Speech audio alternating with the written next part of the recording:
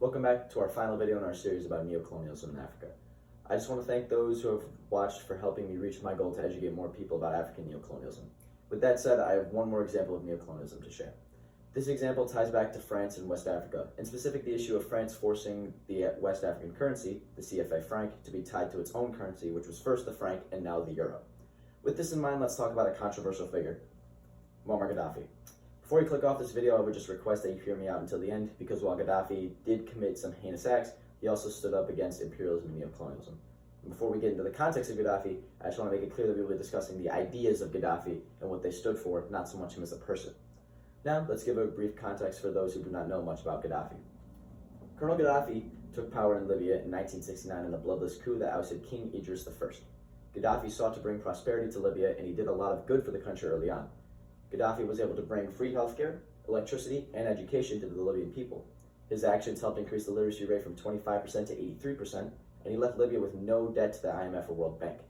This last one is very important, as this sparked an idea for Gaddafi. Gaddafi saw how France had forced West African nations to tie the CFA franc to the French currency and was disgusted. Gaddafi saw how having currency tied to France's currency restricted the economic growth and development of the 14 African countries with the CFA franc, as these countries were unable to control their own currency and monetary policy. In order to undermine this, Gaddafi planned the establishment of an African central bank, which was to be supported by Libyan gold. This would help cut the ties that bind France's former colonies to itself and help them achieve economic independence. France was very threatened by this, as they would lose their economic and political control over the region. France's economic leverage over these nations would severely weaken, and their ability to shape the economic policies of these countries to benefit France would be gone. This, along with the West's perception of Gaddafi being an unpredictable dictator, was a driving force behind the motivation to remove Gaddafi. A military effort led by NATO saw the use of airstrikes and support of rebel ground troops against Gaddafi, which would ultimately lead to his capture and killing.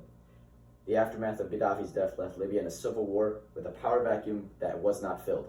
Libya has been in constant turmoil since, and the people have been suffering immensely.